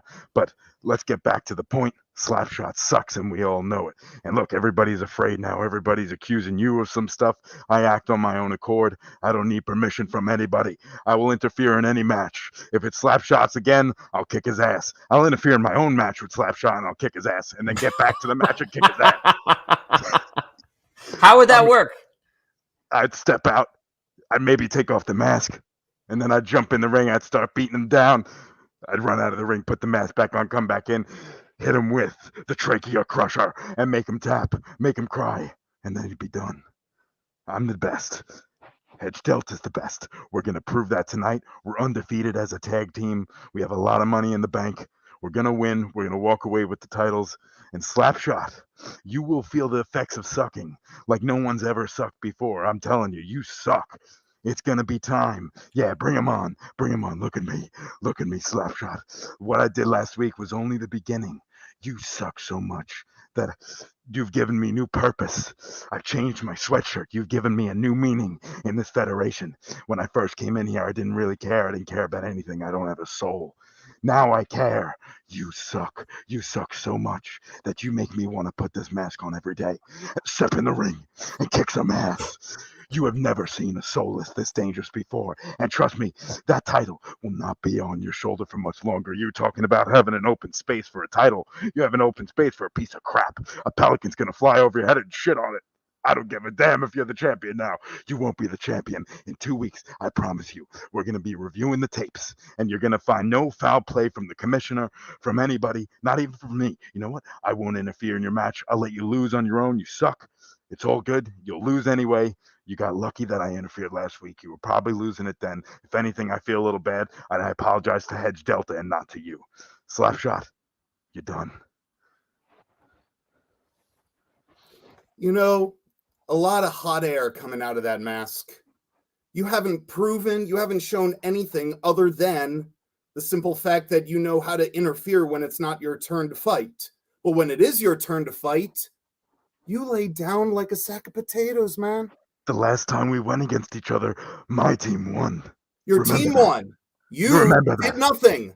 Well, tonight you did nothing. As I said last week, we haven't even seen your finishing move yet. That throat crusher, that's your submission hold, which, by the way, the last time you tried to use it on me, I reversed it and put you in the penalty box. So well, that's fine. That's fine. But you will see tonight that the trachea crusher is my finisher when you're tapping and the match is done.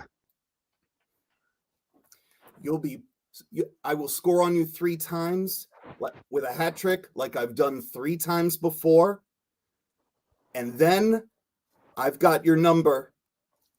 Our one-on-one wildcard match will be your last match in the Federation ever.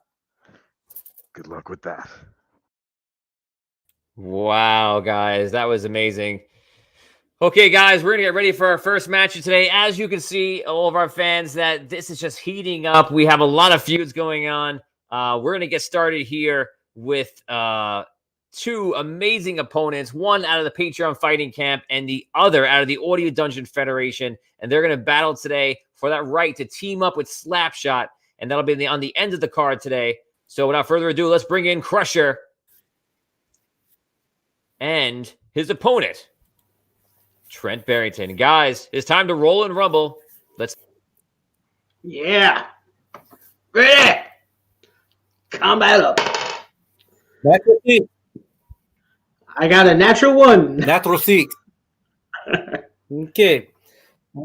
Want to go for your eyes. Thumbs and eyes, push through head. Technique versus technique. Ooh. That is dirty 5. 6. You got it. Take 2 from your combat. Ooh. Yeah, Okay. combat up. This is good. Another Natural natural 6. Oh, roll off. Yeah, roll again. That is a 7. You got it. I got a 3. Okay, I will take arm and twist real bad, really hard. Technique versus technique. Oh, I got a natural 6. You did. What was that? I got a natural 6 on that. I got a natural 6. You got natural 6? Okay. I got a 9. Okay. Combat up. All right. Jeez, another natural 6. And a 3. You got it. Nah, I will go and do the other arm. Technique versus technique. Oh, brutal. That is an 8. You got it. I got a 5. You got it. Okay. You will take 2 from your strength. Oh, brutal. Hey, combat up. No.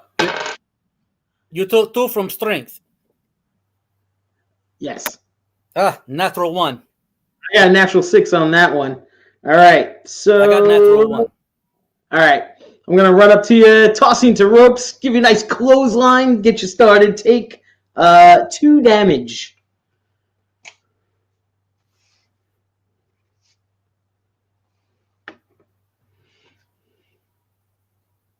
Ready for What was combat?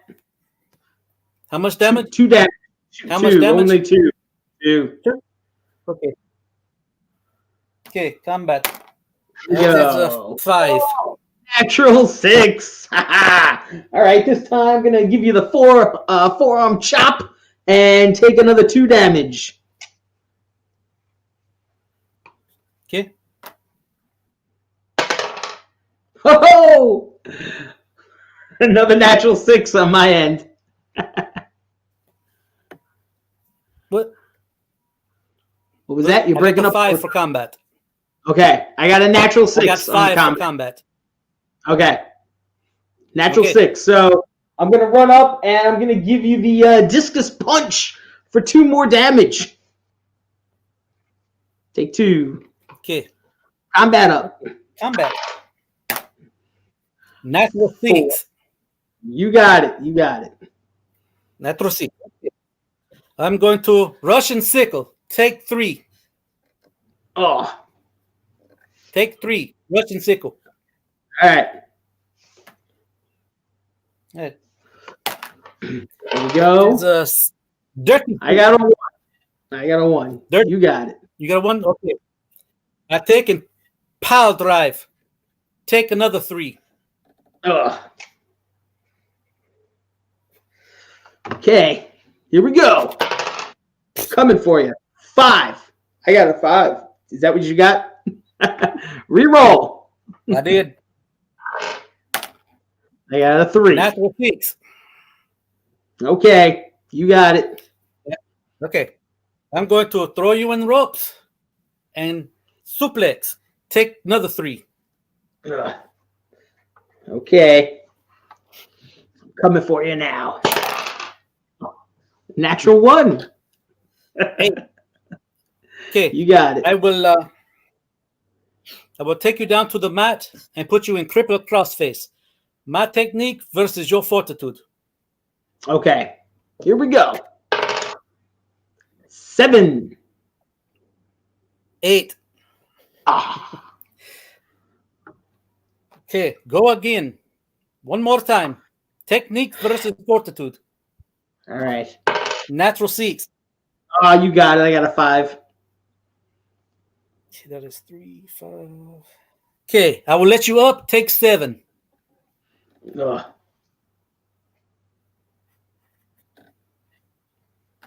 Combat up. All right, here we go. 6. The easy way. Easy. 5. You got it. All right, I got you. You got All it. right, 5. I'm gonna run up and I'm gonna grab you up, give you a nice body slam, take 2 more damage. Okay, combat Here up. we go. 4.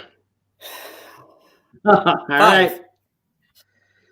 Okay, I put you in sleeper hold this time. Technique versus fortitude. All right. Here we go. 5. You got a 1. Natural 1. All right, Got the 1. defended. Here we More go. damage. All right. Another 5 4. for combat. I got 4. Okay. I'll give you all the. I just punch you. Take another 3. Ugh. All right, here we go. Here we go. Okay, Combat. up. Oh, I got a 3. You got a 1. All right, I'll take it. I'll take it. I'm gonna give you the spinning heel kick. Take 2 damage. Okay, I'm gonna get combat. Ay, Here we go. ay. I got a 5. What you got? A 1? I got another 1. All right. All right. Another 1. All right, this time I'm going to sweep you up and toss you down. Take 2 more damage. Yeah. Combat. Yeah, Hey, that's natural better. 6. I got an 8. I got a natural you got 6 it. on that one. I got you on that. All right, I'm going to toss you through the ropes, give you a nice quick elbow. When you come back, take 2 damage.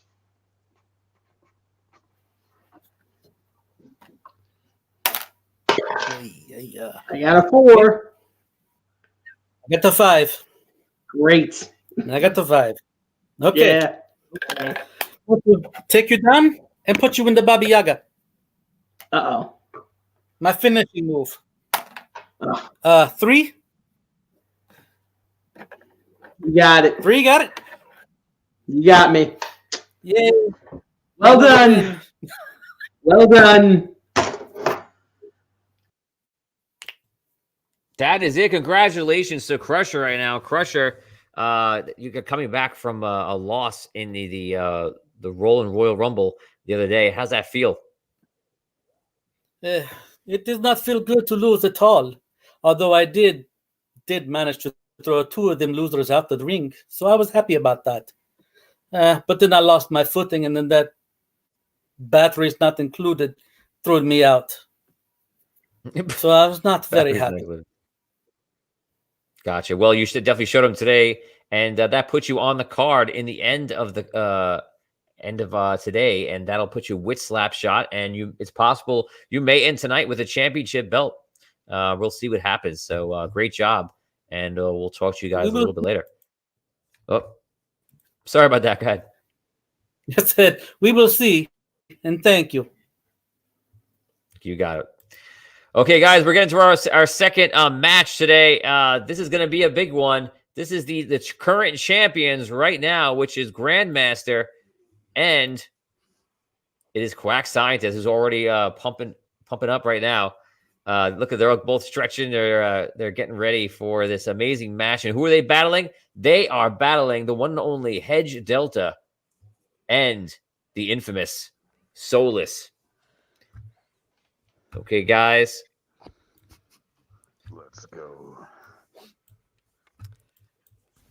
Guys, for each of you, who is going to be up first in I will step into the ring. I'll start. Okay, so first person it's going to be Grandmaster versus Soulless, and outside of each one is Quack Scientist and Hedge Delta. Guys, let's do it. Combat up. Okay. Let's go.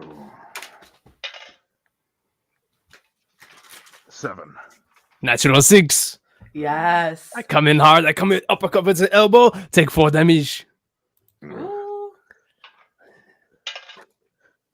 7. Natural 6 again. Oh, we are unstoppable. I come in. I reach underneath the mask. Put my fingers in. Poke you in the eyeballs. Take that. Another 4 damage. You craphead. 9. 9 as well. Liar. Here we go again. 8. 7. Oh. Yes. Oh. Awesome. I'm going to run. I'm going to pick him up. Deliver a spine buster. Take 3 damage. Okay. I'm going to use my ability to knock out the ref for a second. I add +3 to this roll. Take it. No! That is a 10. You got it. All right, I come in. I low kick to the ankle. Take another 4 damage. Got it. Get him. 6, natural 6. Okay. Yes, awesome. I'm going to come out with a back elbow. Take 3 damage. Okay, this is pathetic. Here we go. No wonder I'm you gonna tag in Hedge Delta. already. He runs away from me. Look at him go. We meet again, Hedge. It's been a long time. Let's do it, Master. That's right. That's what you call me. That's right. Call him Master. It's 7. 9. Okay, you got it. All right, I'll hit you with a scoop slam, and then let's do technique versus technique. Okay. Show him how it's done. 6. Oh, 5. Oh, all right. Lose 2 from your combat. That is only a -1 for me now. Oh. Slapshot's entrance music plays over the PA. Slapshot doesn't have entrance music. Get me out of here. I'm gonna kick his ass. Oh, look at this man coming. Who's this coming to the ring? Hedge, is this another one of your tricks? No. This is not one of my tricks. It looks a lot like, well, you know, this man was with you last week, and now you're trying to give him some more money, maybe to upset me, because you know I'm your biggest rival. Oh, no. Acting a little distracted there, Hedge. -1 to combat. He already won his roll. What'd you get Approved from that by the technique roll? commissioner. He won the technique roll. That happened already. Maybe on the next roll. Get out of here. Yeah, on the next roll. On the next roll. So he has -1 to his combat, so we both... Yep. Okay. I'm Let's not see what we do interfering. now. I'm just walking around the ring. Everybody's distracted. -1 to everybody. That's a 7. 6. All right. Wait, Hedge, what did you do the last turn? Did you deal damage? You won that technique roll. No, he attempted to damage me, but I've been working out since our last time we encountered each other. Okay. This time I'll hit you with a drop toe hold. And let's do my technique versus your fortitude. Okay. 9. Oh, 7. All right. Let's do one more time. Technique versus fortitude. Oh, my goodness.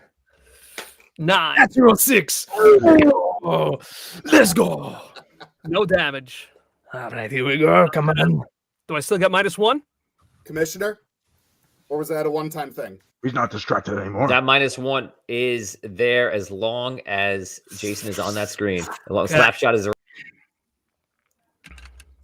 Natural 6. Natural 6. Oh, my God. The dice is on fire. This is your own dice, Dan. It has come back to bite you in the booty. Here we go. A 6. Oh, Yes. All right, I'll throw you against the turnbuckle and I'll follow it up with a clothesline. This time, let's do again technique versus technique. Okay. 8. 7. All right, let's take another 2 from your combat. Yes. Okay. Scared him. All right, here we go. Slapshot's got nothing. A 4. Natural 6. Yes. All right, I will.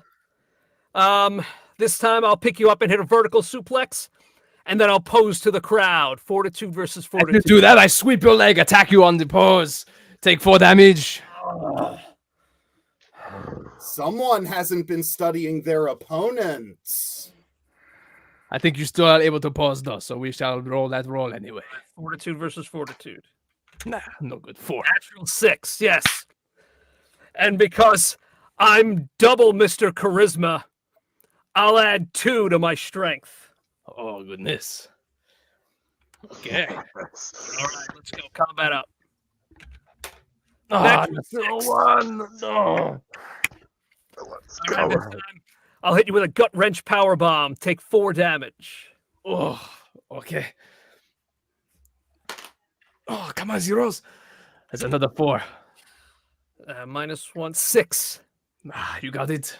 All right.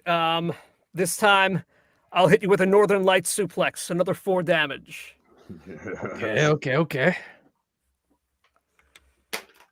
Come on, unnatural 6. Oh. Dirty 6. Oh, okay. Again, we were all Oh, you had a non-natural 6. non-natural 6. Okay, all right, let's go again. Natural 6. Natural 1.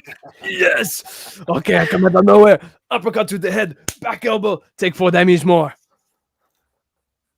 Okay. Combat up. Unnatural 6. Natural 1. Yes. Stomp the toes. Another 4 damage. Combat up. Let's go. A 5. Natural 1.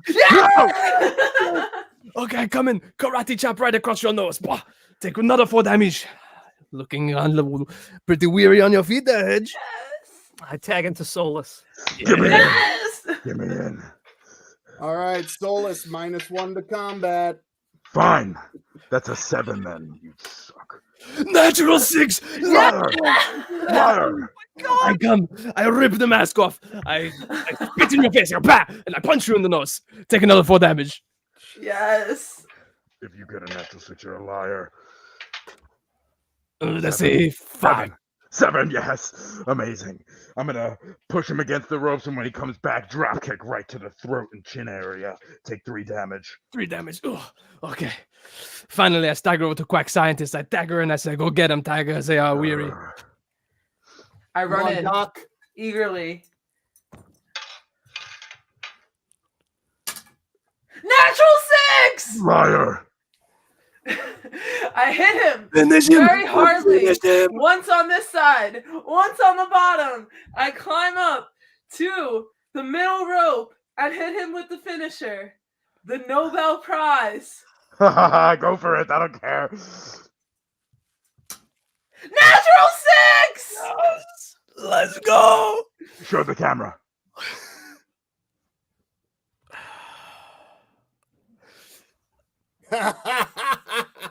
I walk out of the arena. It's done. 1, 2, 3.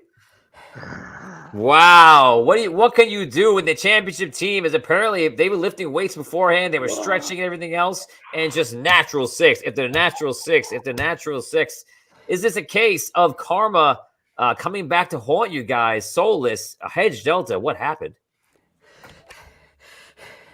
I promise you this.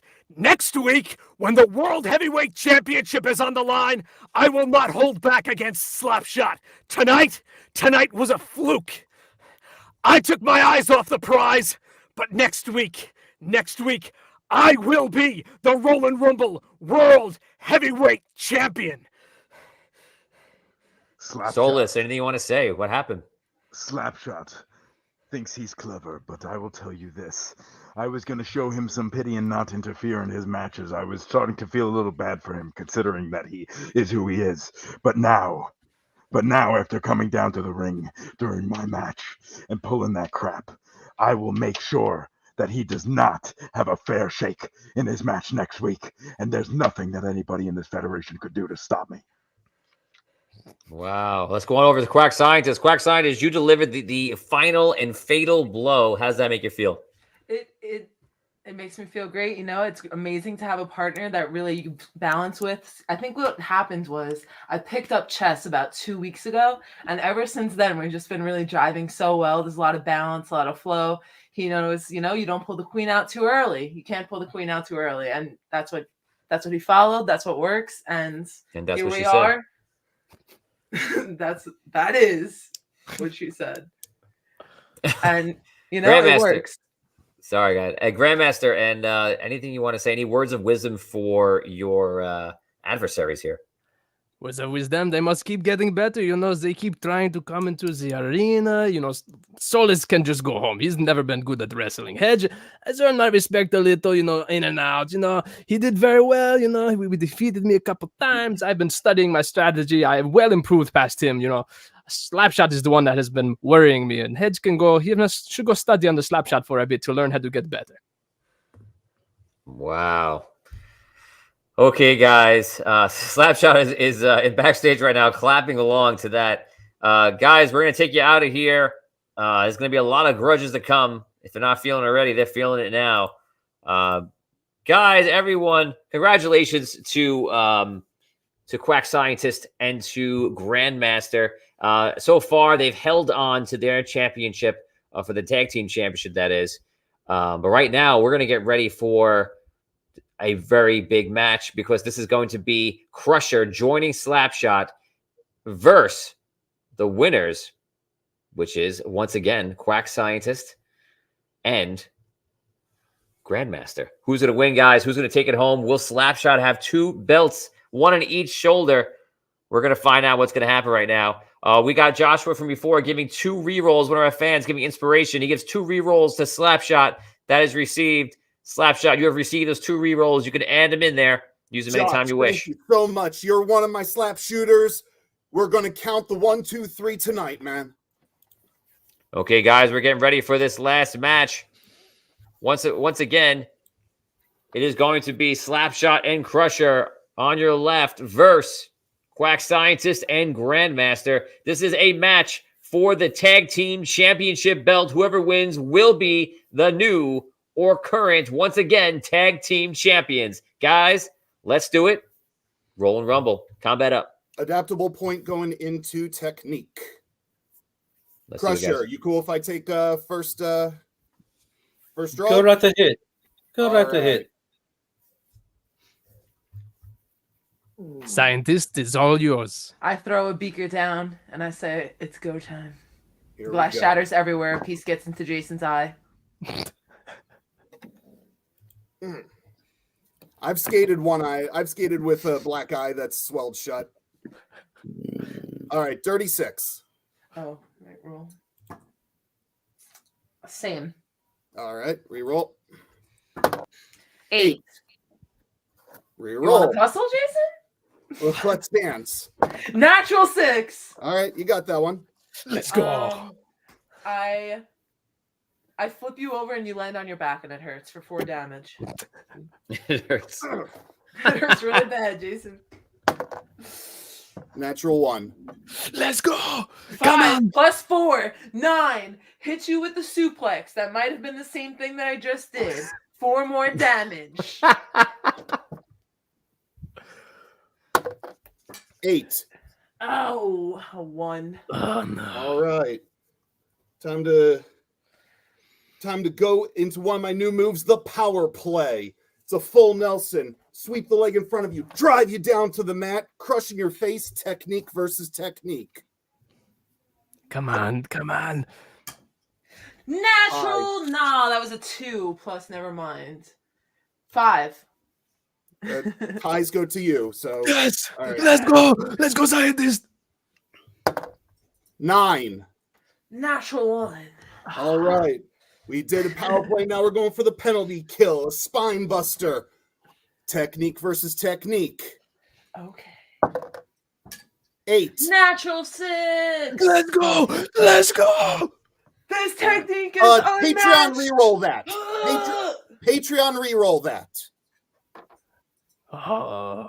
A 3 plus my technique is 2. 5. All right.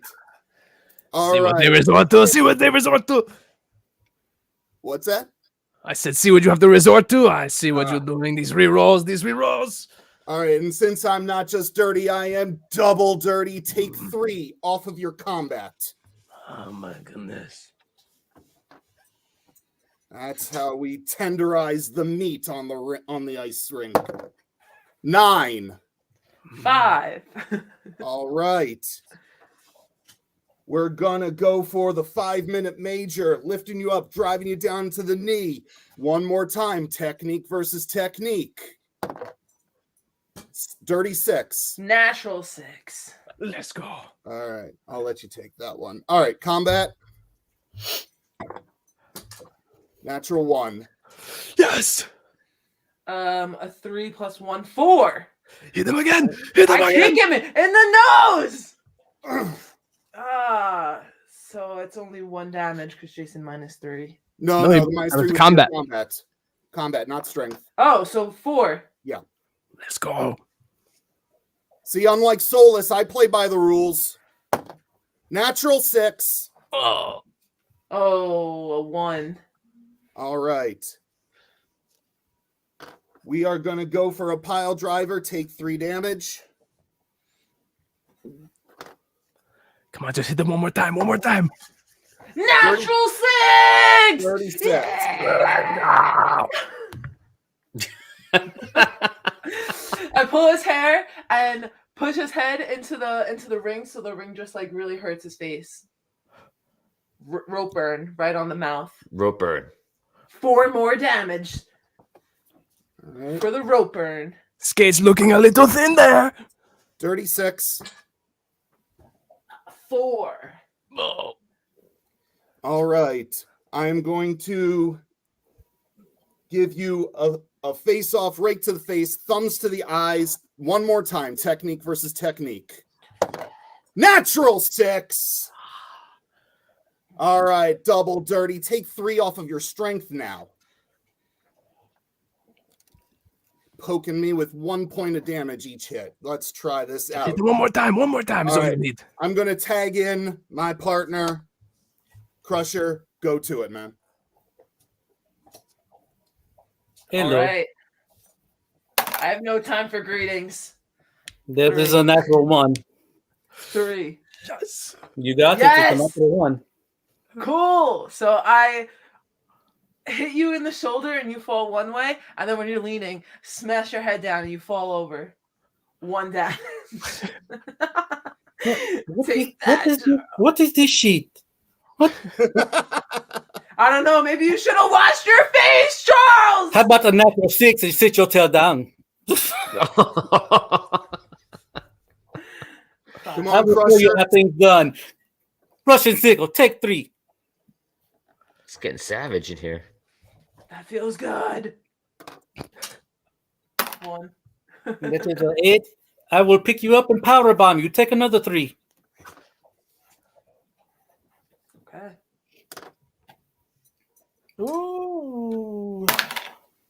It's a 4. 7. 7. Poor thing. I will take you and put you in crippler crossface. Technique versus your fortitude. Okay. That is a dirty 6. Versus fortitude. Same. You break out. Combat up. It is a 5. Natural 6. Hit you with the classic QS punch for 1 damage, and then I tap in my teammate, the Grandmaster. All right, here we go. Crush, I do not think we have met before. I believe we have. Oh, And yes? that will be an 8. Am I? Wait, let me do math here. 7. 7? Okay, I get you. Into the eyes, because I know you like the eyeballs. So into the eyes. Technique versus technique. That is a 7. Natural 6. Let's go. Yes. Defended. You have strong eyeballs. Yeah. That is a dirty 6. Natural 1. Okay. I go chokehold. Technique versus technique. Oh, no. 7. That is hot. That is a 8. Take 2 from your combat. Okay. It's just one. Here we go. Natural 6. Yes. You got it. My dice is on fire. Okay, I come in. Poke to your eyes now. 4 damage. This is how you do it. It is 9. a 7. Oh, no, 8. Okay, got you anyway. Come in, stomp the toes, stomp the toes. Another 4 You work damage. out? Okay. Oh, yeah, I work out every day. Okay. 6. That is 5. Let's go! I come and I grab both sides of your ears and I pulls them apart and I twist them. It's very uncomfortable. Another 4 damage. And it hurts. Yes, Is 5. it 8? Okay. Okay. I will triple crossface you. Technique versus fortitude. 6. It's an 8. Okay. Once more. Okay. That is a 9. Natural 6. Let's go! Patreon reroll that. Reroll that. Again. Wait, He must what? reroll everything. He must reroll everything. Oh, it was on the table. Oh, no. No. I will let you up this time. You will take 7 though. 7 damage. Oh, my goodness. Okay. That didn't feel too good. It is a 5. Natural 1. Okay. I will Pounding him, man. power bomb you. Take another 3. Okay. Natural 6. Let's go. I also got a natural 6. Yeah. We go that. That is a 7 this time. That's an 8. Yes. I come in, punch right to the nose. Boom. Another 4 damage. Oh, let's see. I've never tested your chin before, but you're looking pretty weak. That's what I thought. All right. I wiped some blood off my face. Are you ready, Slapshot? 8. 6. All right. Going for the good old hook and cross check. Spin you around. Drive to the back. Take 3 damage. Okay. Let's do it. Come on. 7. You got it. Yes, yes, yes. Oh, how many times did you hit him? Who? Check your phone. Check your phone. Look. I think we need to hit him one more time. Okay, I come in, I steal his hockey stick, break it over my knee, jam both sides into his eyeballs. You're going to be totally blind now. Another 4 damage. I like you're trying to get to Arnold Schwarzenegger a little bit. Go to get him. Come here. My French accent is terrible. Okay, here we go. Dirty 6. A 5. All right. We're going to go for the penalty box. Twist you into the ropes and pull. Technique versus fortitude. Come on. 6. Unnatural. You beat me. Let's go. Okay, come on. One more. Natural 6. Yeah! Natural 6. You got it. Okay, I set him up. This has been a masterpiece of movements. I've got all my pieces together. Now it's time for the checkmate. Here we go. All right. 5. Grandmaster skates in. He shoots. He scores. Yeah! Let's go. I did not think we were going to win that. Oh. Congratulations to the reigning champions of the tag team world, Grandmaster and Quack Scientist. It looks like Slapshot, you will not be walking away with 2 belts today. Congratulations, guys. Of course you won't. What do you guys want to say? Quack Scientist, you are revved up today. What do you want to say about these 2 wins? I knew these 2 wins would happen when you work with your partner and you work with them well. Teamwork makes the dream work, and like I said, I really think it has a lot to do with me picking up chess these past 2 weeks. I just, stayed number 1. The number 1 rule: never bring out the queen too early. And the Grandmaster himself, he knows, time and time again, proven true. That is true. Gotcha. Crusher, Slapshot, what happened in this match? The better team won. Yeah, I have to raise my This is all I can say. The better team won. salute to Grandmaster and Quack Scientist. In fact, I would like to speak directly to Grandmaster for a minute, if I may, Commissioner. When we had our title match, you showed honor in when the match was just about to end. Like a true chess champion, you saw what was happening. You tipped your king. You handed over the belt in true master fashion. I would like to extend that honor back to you. Next week, when I face off against Hedge Delta, I need a little insurance. I would like you to be ringside for me. Don't interfere. I don't want you interfering with the match at all. I want this to be a clean match between me and Hedge Delta. But if that pinless wonder happens to come to the ring, I would like you to intercept him. And if you do this for me, and if I win my title defense against Hedge Delta, with the commissioner's permission, of course, I would like my second title defense to offer you a rematch from our championship match. Again, with the commissioner's approval of that offer, of course. Approved. I accept these terms. This is great. Any chance I get to stick the screws into Hedge Delta, that little slimy worm, it's great for me. So go ahead. You will beat him, no problems. I don't even think you'll need me there, but you will put him in the ice. I don't need you there to help me with Hedge Delta. I just want to reiterate that this is just to ensure that we don't get any interference and that it's a clean match between Hedge Delta and myself. And as I said, if I win the next title defense, you will have your championship match. Sounds good to me. Thank you. Thank you, Grandmaster. You are an honorable opponent. We're going to bring in right now Hedge Delta. Hedge Delta and Slapshot will now have a big match coming in next week. Guys, I want you to talk it out and let me know, is this going to be a fair match? And can we set us some ground rules what's going forward? I'll let you guys hash it out.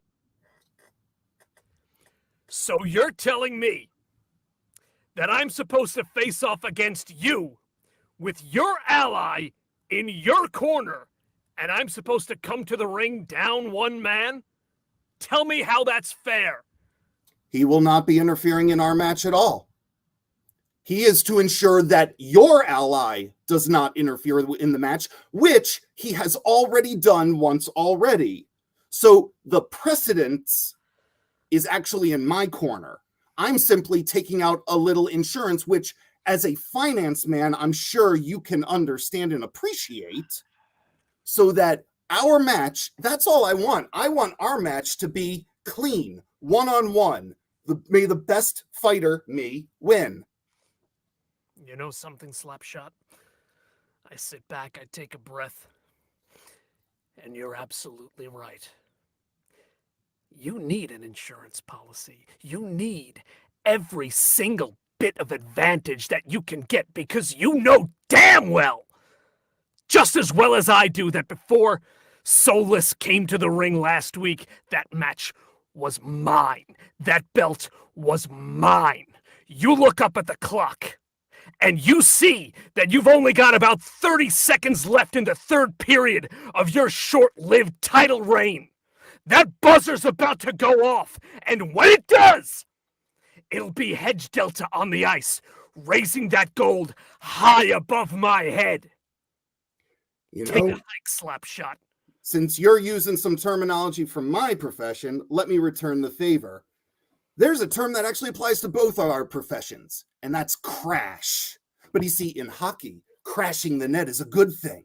It means going at your opponent full bore, making the goalie hesitate just a moment, enough to slam the puck into the goal. But for you, a market crash is bad, bad, bad. And when I crash the net next week, your stock is going to crash and burn. And though it might be April 11th next week, 2022, when I'm done with you, Hedge Delta, your face is going to look like it's October 24th, 1929. Oh man, that was pathetic. Slapshot, you suck. You do need help to beat Hedge Delta. We all know that. I will be there next week. But as for tonight, I slap him in the face. Okay, Commissioner gets in the way and stops it right now. It's not going to happen again. Soulless, this is it. You're going to be out of the Federation. Anything else that you come in and you interfere is going to be a problem. This can't keep happening. This is it. You're out of warnings. He's pathetic. You understand? So pathetic.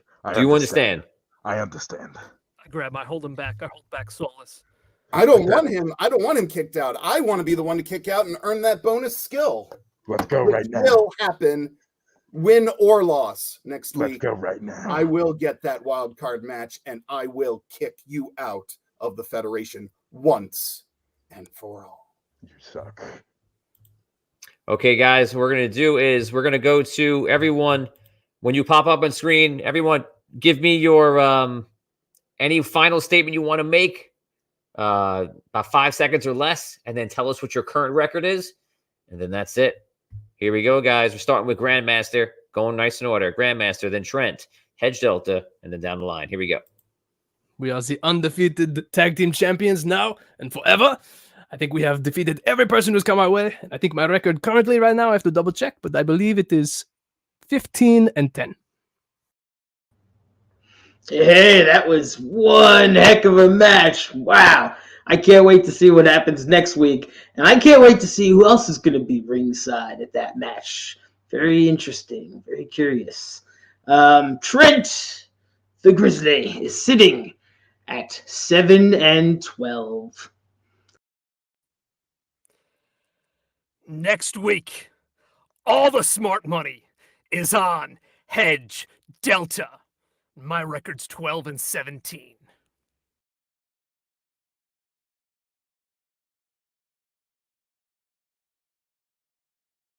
You're muted. My record is 7-4, and like I said, I am proud to be on a winning team, and I am proud to make way for women in wrestling. My record is 1-6, and I will not spend much more time on Slapshot. He sucks, and I need to move on. I need to be in the title picture and do something. Slapshot sucks. He will lose next week. I am better than him.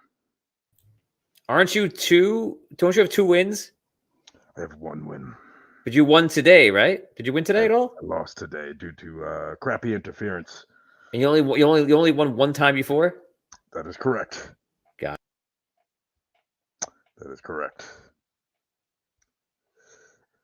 That is all I have to say for now. Slapshot sucks. I cannot say it enough. 1 win.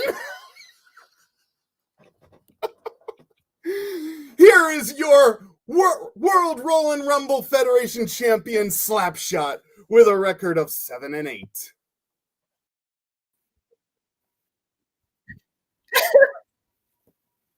Yeah, I am 2-6, but 2-3 in singles. And that does it here, guys. Congratulations to all the winners today who fought, to all the wrestlers who came in today and put on a great show. This was a great episode. It was a great set of matches, and I'm excited to see what's coming up. We know that we have the match between Hedge Delta and Slapshot coming up. We have the wild card match between Slapshot and the most infamous wrestler, Soulless. And meanwhile, we have a lot of people that are making themselves known. We have the championship that is Grandmaster and Quack Scientist, and we have Crusher and Trent Barrington with the epic battles back and forth. I was saying before in the private chat, it is always a slugfest between those two. I feel like it's just happens every single time. So anyone could take it, guys. It is anyone's game. What's going to happen? We'll find out next week on Rollin' Rumble. Guys, that'll do it for us today. We appreciate you guys watching, and we will see you next time on D6 Arcade. I'm Tony Hansen, joined by the rest of the Audio Dungeon crew and our super fans from Patreon. Guys, we appreciate you. Thank you for your donations. Thank you for hanging out with us today. We'll see you soon. Thanks. Always a pleasure playing with you guys. Shut up. Night, guys.